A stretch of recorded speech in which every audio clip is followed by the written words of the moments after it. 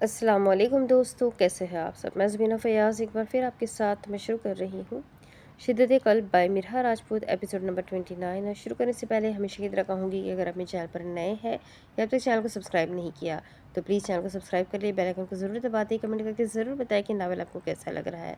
साथ ही अपने कॉन्टैक्ट में शेयर ज़रूर करें क्योंकि राइटर का हक होता है। तो चलिए हम इस नावल को आगे स्टार्ट करते हैं। क्यों नहीं बताया तुमने मुझे? हरमान खानज़ादा वो ग़ज़ब के आलम में थी। गुस्सा जो जहन पर सवार था वो जब तक उतर नहीं जाना था, मायसा खानज़ादा को चैन किसी सूरत नहीं पड़ना था। आखिर तुम्हें मसला क्या है मुझसे? कौन सा नया जाल बिछा रहे हो अब मेरे लिए? मैं क्या पागल हूँ जो हर बार तुम्हारी बातों में आ जाती हूँ? वो ड्रेसिंग के सामने खड़ी थी, एक्से वाली निगाहें हरमान की कीमती परफ्यूम्स पर मरकूज थी। दिमाग में कुछ चल रहा था जिस पर फौरी अमल करने का इरादा भी रखा जा रहा था।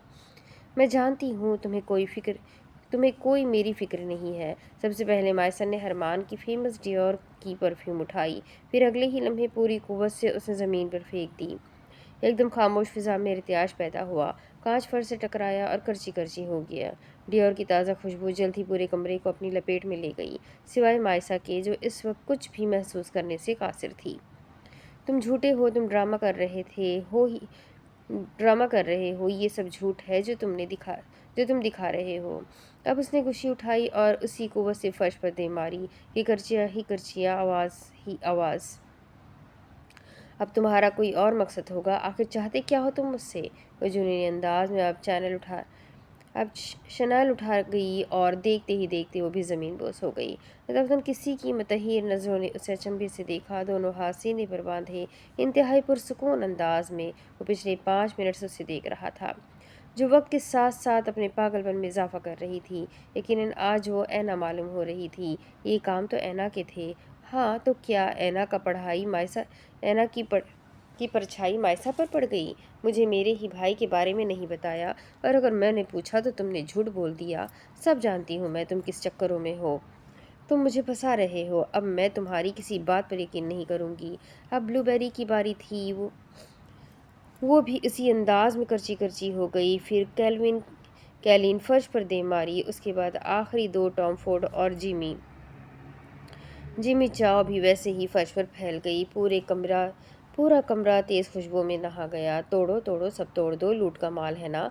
अपना गुस्सा इसकी महंगी तरीन ब्रांडेड परफ्यूम्स पर निकालते उसने सांस बहाल किया कि एकदम ही अकब से एक निस्वानी आवाज़ सुनाई दी। वो फ़ौरन मुड़ी और देखा कि वो दीवार ये दरवाजे को टेक लगाए मोहलत से खड़ा था। दफतन मायसा के चेहरे के रंग उड़ गए। क्या मतलब? उसने सब सुन लिया। वो भौचक्का कर रह गई। उसने हौजान का जिक्र किया था, उसने उसे भाई भी कहा था। वो मुंजमद हो चुकी थी। न जाने वो कब से वहाँ खड़ा था और अब क्या सवाल जवाब करेगा उससे। मायसा बचना चाहती थी मगर जाती तो जाती भी कहाँ। आखिर सच से छुप कर वो जा भी कहाँ सकती थी। आप कब आए? वो हाँप कर रह गई। सारा गुस्सा भग से उड़ गया या झाग बनकर बैठ गया। तोड़ो ना, रुक क्यों गई? वो पकड़ो लैंप वो भी तोड़ दो, और वो वाज वो भी उठाओ और पूरी कुव्वत से फर्श पर दे मारो।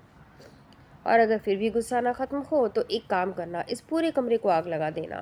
वो दो टोक लहजे में कह रहा था। मायसा का सांस सूख कर रह गया। वो ऐसे हो गई जैसे काटो तो लहू नहीं बदन में। अरे करो ना तोड़ फोड़, माशाल्लाह से सब तोड़ दिया तुमने, और बाकी जो बचा है वो भी तोड़ दो। वो लहजे में तैशली कह रहा था और अब लंबे लंबे डग भरता वो उसके करीब आया। काले चमकते जूते फर्श पर बिखरे कांच से गुजर गए। वो ठहरा और कांच को अपने जूतों तले मसलने लगा।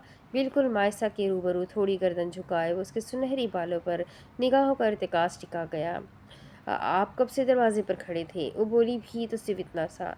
एक पल को हेजल ग्रेनिश निगाहें उठी और भूरी आंखों से जा टकराई। आह ये खूबसूरत आंखें। उससे मैं खुद का नुकसान नहीं करती डार्लिंग, मेरी चीज़ें उठाओ और फेंको। भूरी आंखें हेजल आंखों से ओझल हो गई। हरमान की नज़रें उसके हाथ पर जा ठहरी।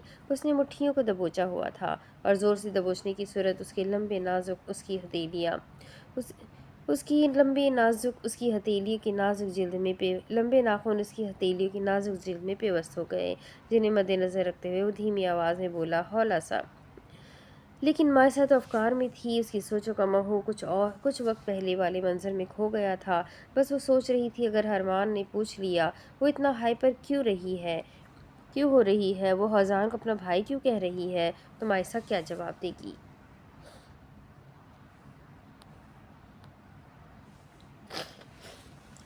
किस बात का गुस्सा निकल रहा है? उसकी निगाहों की तपिश मायसा के चेहरे को झुलसा रही थी। आप कब आए? बेख्याली में मायसा ने दोबारा से अपने कहे अल्फाज दोहराए। हरमान ने बाजू सीने पर बांधे, फिर उसके चेहरे के बदलते रंगों को देखा। जब तुम मेरी महंगी तरीन ब्रांडेड परफ्यूम्स तोड़ रही थी, वो बोला आम से लहजे में। मतलब आपने सब सुना जो मैं कह रही थी। मायसा ने अपने हाथ की उंगलियां मरोड़ी। एकाएक हरमान ने उसकी एक एक कार्रवाई पर नजर रखी, फिर उसका सर पैर जायजा लिया, जो काफ़ी निखरी सी दिखाई दे रही थी। या फिर फर्श या फिर फ्रेश लेमन ड्रेस का असर था? नहीं, वो दुपट्टे से बेनियाज खड़ी थी। हरमान का अपनी निगाहों को काबू करना मुश्किल हो गया। दफतन मायसा ने उसे उलझ कर देखा। क्या मतलब? म्यूजिक सुन रहा था मैं जब तुम ये तोड़ फोड़ कर रही थी। हरमान ने अपना हाथ उठाया और कान में लगे आले को निकालते मायसा के सामने किया।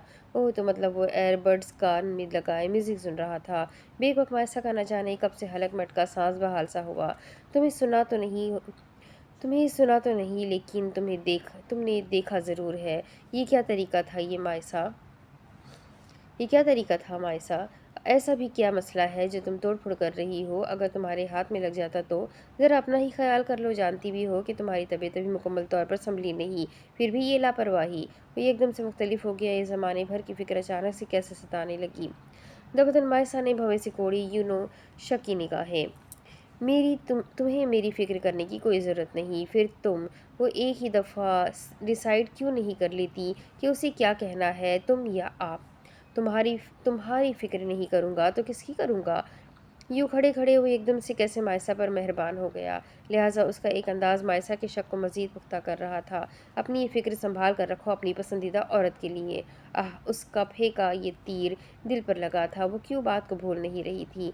या फिर रह रहकर उसे हरमान की पार्टी वाली गुफ्तगू याद आती थी, जहाँ बड़े रौब से अपनी पसंदीदा औरत का जिक्र कर रहा था। तब तो मायसा उसके लिए कोई मानी नहीं रखती थी। फिर यूँ अचानक ये सब? जवाबन हरमान के होठों को हल्की सी मुस्कुराहट छू गई। वो मुस्कुराया तो गाल पर पड़ता डिंपल बेइख्तियार ही गहरा हुआ। आह, ये दिलकश डिंपल! तुम भूलती नहीं हो क्या पार्टी वाली गुफ्तगू? वो हल्का सा मुस्कुराते हुए कह रहा था। उसकी मुस्कुराहट कितनी दिलकश थी, उसका एहसास मायसा को आज हुआ था। वो मुस्कुराता था तो सिर्फ उसे डिंपल्स ही नहीं पड़ते थे, बल्कि उसकी आंखें भी छोटी हो जाती थी और होंठ जो फैलते थे वो उसकी खूबसूरती को उजागर कर देते थे।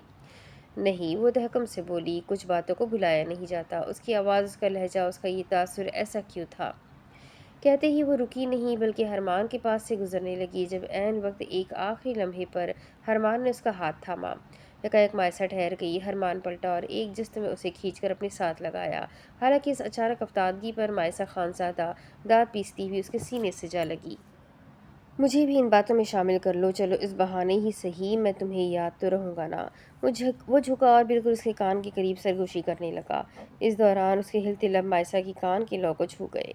उसका दिल धड़का, जिसमें सनसनाहट हुई, फिर वो काँप कर रह गई। फिर उससे पहले कि मायसा खुद को छुड़वाती, तभी अचानक से दरवाज़ा खुला और एक हशाश बशाश सा चेहरा अंदर दाखिल हुआ। मायसा ने उसे अचंभे से देखा। अब ये कौन है? लेकिन आने वाली के तो 14 तबक रोशन हो गए। मंजर साफ था, हरमान था, और वो हेज़ल आँखों वाली लड़की थी। अलबत्ता वह हरमान के सीने से लगी थी और हरमान उसके कान के करीब झुका मदहोश सा दिखाई दे रहा था। फिर ज़मीन चकराई या उसका सर वो समझ ना सकी। हरमान, ये कौन है? यमुना ने हकलाते हुए सवालिया पूछा। हालांकि ये सवाल मायसा को करना चाहिए था। वो तो मटकती हुई खुश शक्ल लिए हरमान के पास आई थी ताकि उससे बातें कर सके, उसकी मसरूफियात जान सके, उसके पास्ट के बारे में पूछे, मगर अंदर का मंजर देख कर तो वो ठिठक कर ही रह गई। She is my wife. Harman के अल्फाज यमुना पर हथौड़ों की मानिंद बरसे। बीवी, हरमान खानजादा की बीवी। ये कब हुआ? उसे क्यों न पता चल सका? ना उसे जबल साहब ने बताया, ना उसे बुरहान ने बताया, जबकि वो कल से यहाँ आई हुई थी, फिर भी उसे इल्म ना हो सका। पूरी दुनिया हरमान की इस अर्जेंट निकाह से वाकिफ़ थी, फिर यमुना को क्यों ना खबर हो सकी? इसलिए क्योंकि जिन दिनों हरमान का निकाह हुआ था, उन दिनों यमुना की स्पेशल क्लासेस चल रही थी, जिनमें उसकी पूरी टीम को 2 महीने जंगलात में गुजारने थे। वो एक ऐसी टीम में ऐड थी जो हर तरह के हालात का एक्सपीरियंस करते थे, तभी वो इतनी निडर और मजबूत थी। उसके पास लाइफ टाइम एक्सपीरियंस था। फिर इस दौरान उन्हें सिर्फ हालात का मुकाबला करना था, जबकि कोई मोबाइल, कोई इंटरनेट उनके पास मौजूद नहीं था जिससे वो दूसरों की ज़िंदगियों में झांक सकती। अगर होता तो यकीनन हरमान के अर्जेंट निकाह से लाताल्लुक़ ना होती। यमुना को चुप सी लग गई। दफतन मायसा ने हरमान को कोहनी मारी। वो कराहने लगा तो मायसा فاصلہ بڑھا گئی۔ مائسہ ان سے ملو، یہ جبل صاحب کی بیٹی ہے یمنا جبل، اور یمنا یہ میری بیوی ہے مائسہ ہرمان خانزادہ۔ مائسہ کے نام کے ساتھ اس کا نام کتنا خوبصورت لگ رہا تھا۔ ہرمان نے تعارف کروایا تو مائسہ نے ہرمان کو گھوریاں ڈالنے کے بعد انتہائی دوستانہ انداز میں یمنا کی طرف ہاتھ بڑھایا، جسے جل تو نہ سہی لیکن تاخیر سے یمنا نے تھام ہی لیا۔ Nice to meet you, Yamuna تھکی تھکی آواز میں بولی۔ اسے یہ تعارف ناگوار گزرا، اسی لیے اس نے جلد ہی مائسہ کا ہاتھ آزاد کر دیا۔ سوری میں نے ڈسٹرب کر دیا، تم لوگ جاری رکھو، میں چلتی ہوں۔ وہ ہرمان کو دیکھتی بولی، جس کا انداز صاف تھا، ہاں ہاں جلدی جاؤ، تاکہ وہ دوبارہ سے مائسہ میں کھو سکے۔ پھر یمنا ہکا بکا سی چلی گئی اور ہرمان خانزادہ مائسہ کو دوبارہ سے اپنی جانب کھینچ گیا۔ دن تیزی سے گزر رہے تھے۔ ہوزان کی طبیعت میں بہتری آ رہی تھی۔ نرس اور نازلی اس کا بھرپور دھیان رکھتی تھی۔ اسے اب درد بھی کم ہونے لگی تھی اور اب وہ اٹھ کر چلنے کی بھی کوشش کرتا تھا۔ پہلے وہ قدم اٹھاتا تھا تو دل میں کھنچاؤ محسوس ہوتا تھا، لیکن اب ایسا نہیں تھا۔ اس کا درد اب کم ہونے لگا تھا، اور اس میں زیادہ ہاتھ تو نازلی کا ہی تھا، جو دن رات اس کی خدمت میں لگی رہتی تھی۔ اب اسے پرواہ نہیں تھی کہ بابا کیا سوچیں گے، ماما کیا کہیں گی، بھائی کیا بولیں گے۔ اسے اگر پرواہ تھی تو صرف اس ایک شخص کی، جو اسے خود سے بھی زیادہ عزیز ہو گیا تھا۔ نازلی بس بھی کرو، میں کھا کھا کر تھک چکا ہوں، تم کھلا کھلا کر نہیں تھکی؟ نازلی اسے طرح طرح کے فروٹس کھلا رہی تھی، کھلائے ہی جا رہی تھی، ایک سیکنڈ بھی رک نہیں رہی تھی۔ حالانکہ ابھی کچھ وقت پہلے مائسہ اس کے لیے فوڈ بنا کر لائی تھی اور کھلا کر بھی گئی تھی، پھر اینا بھی آئی تھی فریش جوس لیے، لیکن اب نازلی، وہ سب اس کا اتنا خیال رکھ رہے تھے کہ ہوزان اب بیزار ہونے لگا تھا۔ وہ کوئی بچہ تھا جو وہ تینوں آتی تھی اور اسے اپنے ہاتھ سے کھانا کھلاتی تھی؟ مطلب حد ہو گئی، وہ خود کھا لے گا، اس کے ہاتھ سلامت ہے، لیکن ان لڑکیوں کو کون سمجھائے؟ لڑکیاں، ان کی ضد اور ان کا پرنسس ٹریٹمنٹ، بس یہ لاسٹ ہے منہ کھولینا۔ وہ چمچ اس کے منہ کے سامنے کرتی بولی۔ وہ تقریباً 10 منٹ سے یہی کہہ رہی تھی کہ یہ لاسٹ ہے، یہ لاسٹ ہے، لیکن اس کا لاسٹ والا آ ہی نہیں رہا تھا۔ اب ہوزان کو لگنے لگا تھا کہ وہ کوئی 5 سالہ بچہ ہے جسے اپنے طریقے سے ٹریٹ کر رہی تھی۔ میں کب سے یہی سن رہا ہوں، تو کیا ہوا، دوبارہ سن لے۔ اس نے پھر سے چمچ بھرا اور اس کے منہ میں ٹھوس دیا۔ نازلی، تم میری ڈائٹ خراب کر رہی ہو، ہوزان جھنجھلایا۔ دفتر نازلی نے ہاتھ روکتے اسے گھوریاں ڈالی، جیسے ایک ماں بچے کو ڈالتی ہے۔ کتنی بری بات ہے، آپ کو اپنی ڈائٹ کی پڑی ہوئی ہے۔ ایک بات بتائیں نا مجھے کہ ڈائٹ زیادہ ضروری ہے یا میں؟ ظاہر ہے میں ہی ہوں گی، اس لیے چپ چاپ کھانا کھائے۔ میں نے اتنی محنت سے بنایا ہے، ضائع تو نہیں جانے دوں گی۔ آپ جانتے بھی ہیں میں صبح سے کچن میں مصروف تھی اور کہیں رات کو جا کر میں فری ہوئی، اور آپ بولتے ہیں آپ کی ڈائٹ خراب ہو جائے گی۔ کتنی بری بات ہے، آپ جانتے بھی ہیں کہ مجھے کوکنگ نہیں کرنی آتی، میں نے کتنی مشکل اور محنت سے بنایا ہوگا، پھر بھی یہ نخرے۔ وہ نروٹے پن سے بھڑک پڑی تھی۔ خیر یہ ڈانٹ تو اب روز معمول کا حصہ بن چکی تھی، بس ہوزان کی ذرا سی انکار کرنے کی دیر ہوتی اور نازلی دوبارہ سے شروع ہو جاتی۔ نازلی، میرا مطلب وہ نہیں تھا۔ ہوزان بوکھلایا۔ اف، کہاں پھنس گیا وہ، یہاں تو کچھ بولنا بھی بیکار تھا، اور اس پر چڑھائی کرتی تھی۔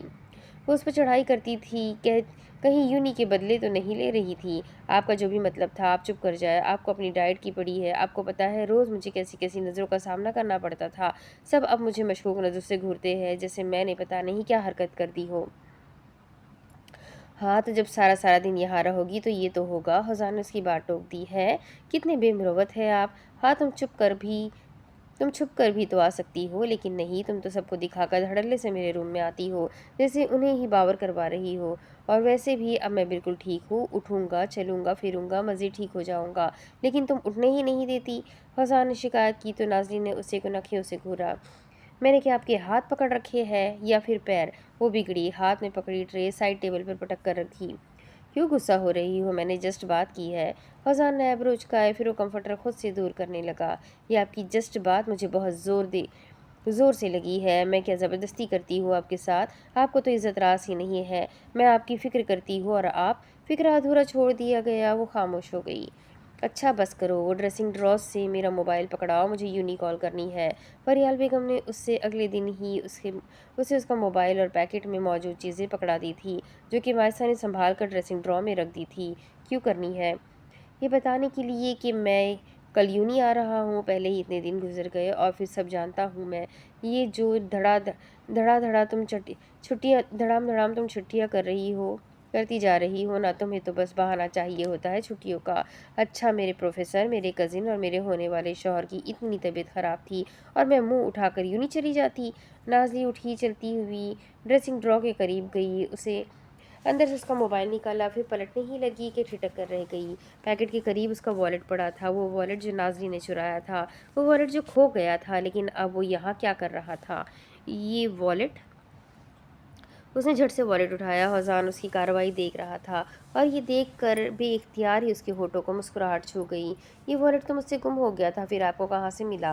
वो पलटी और चलती हुई हज़ान के करीब आने लगी, यूँ हक्का बक्का सी। तुमने मुझसे चुराया था, फिर मैंने तुमसे चुरा लिया, वो होठों पर मुस्कुराहट लिए बोला। लेकिन नाज़ली खामख्वाह ही शर्मिंदा हो गई। आपने कब चुराया? जब तुमसे खो गया था। मैंने मायसा को कहा था कि तुम्हारे रूम से वॉलेट चुरा ले, तो फिर मायसा ने चुरा लिया।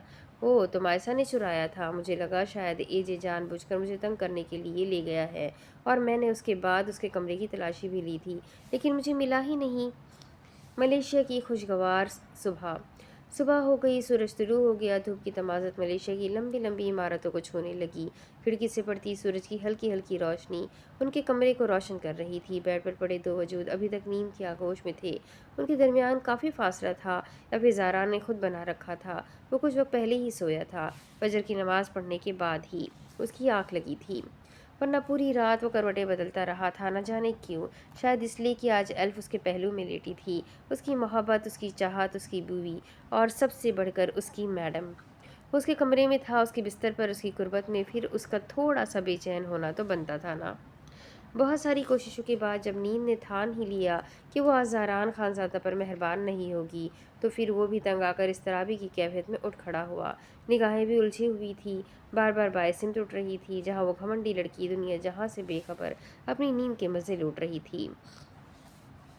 अपने दिल के हाथों मजबूर होकर आखिरकार ज़ारान ने उसकी तरफ रुख कर ही लिया, उस हसीना को देखने के लिए, अपनी आंखों को तस्कीन देने के लिए। ये वक्त बहुत मुश्किल है मेरे लिए, आप नहीं समझ सकती मेरी कैफियत को। मर्द की पसंदीदा औरत अगर उसकी बगल में लेटी हो तो मर्द किस इस तरह भी में मुब्तला होता है, ये आप नहीं समझ सकती। वो सरगोशी करने लगा, हालांकि सुरमई निगाहें उसके शिगाफ चेहरे पर ठहर चुकी थी। ये चेहरा उसे पूरी दुनिया से ज़्यादा अजीज़ था। बिस्तर पर लेटी ये लड़की उसकी कुल कायनात थी। तुम ज़ारान की नज़र से देखो, फिर तुम्हें पता चल सके एल्फ का मुकाम।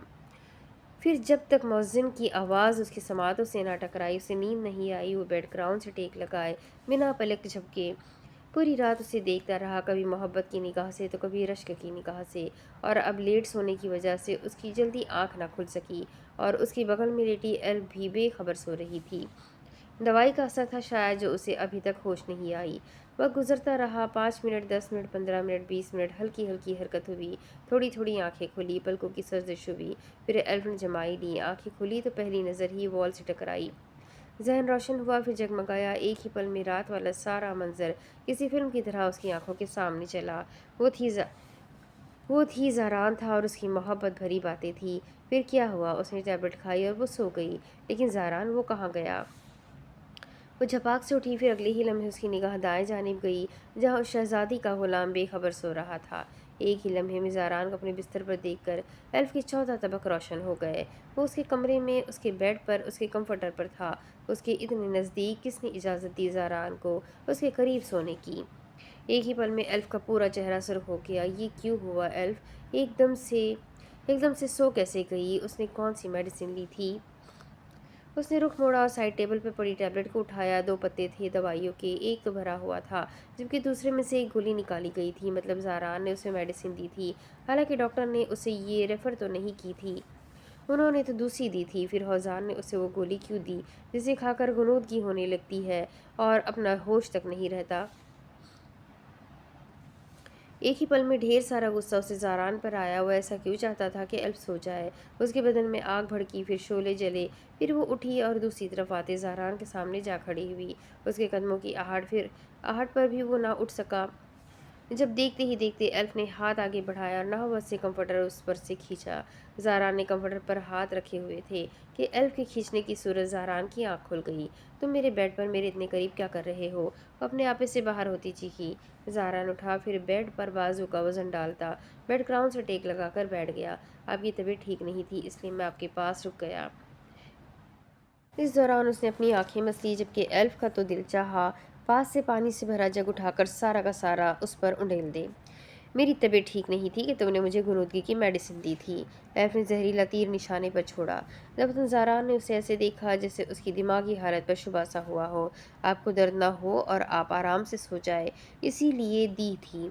इस बार वो चबा चबा कर बोला, लेकिन एल्फ कोई असर लिए बगैर उसके सामने ही बाजू सीने पर बांधे खड़ी रही।